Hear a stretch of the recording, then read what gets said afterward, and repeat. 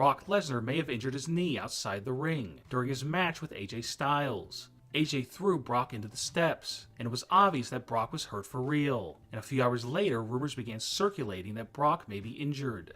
WWE made a big mistake planning this spot, because now if Brock Lesnar is injured, he may be out of action for a long time.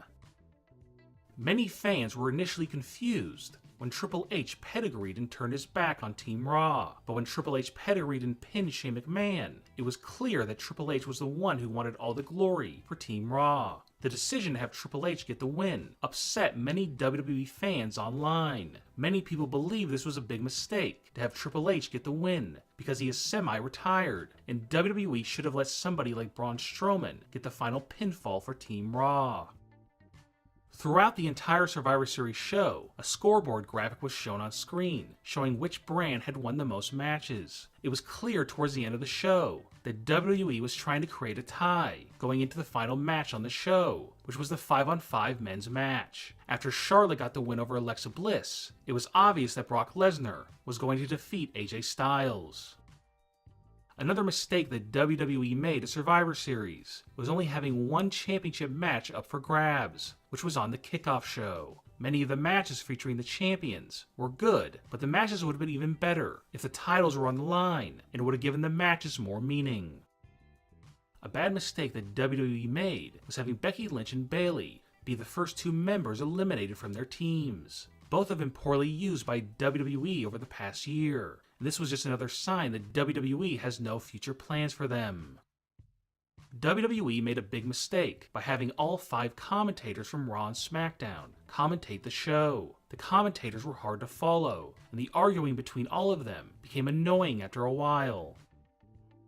Most of the matches on the Survivor Series card were long matches. There were good matches on the show, but they would have been much better if WWE would have just trimmed a few minutes off every match on the pay-per-view. There were 2 heel against heel matches on Survivor Series. The matches had very little crowd reaction because the crowd in the arena did not know who to cheer for, because all the wrestlers were heels in those matches. This heavily affected fan interest in both matches. During the 5-on-5 men's match, Finn Balor and Shinsuke Nakamura went face to face, and the crowd in attendance chanted New Japan. WWE and Vince McMahon were probably not happy about this, because back in September 2017, the Bullet Club, who wrestled for New Japan, showed up outside an arena for an episode of Raw, which made Vince McMahon very angry, and he barred them from using the Too Sweet hand sign, which they used routinely. The New Japan chants were even more influenced when Triple H and Finn Balor did the Too Sweet hand sign before the 5-on-5 match started. These chants and the Too Sweet hand sign were not a bad thing at all, and they were actually cool to see and hear on WWE television. But if WWE has actual heat with New Japan, then in WWE's eyes, it was a mistake drawing attention to a company and wrestlers they have problems with.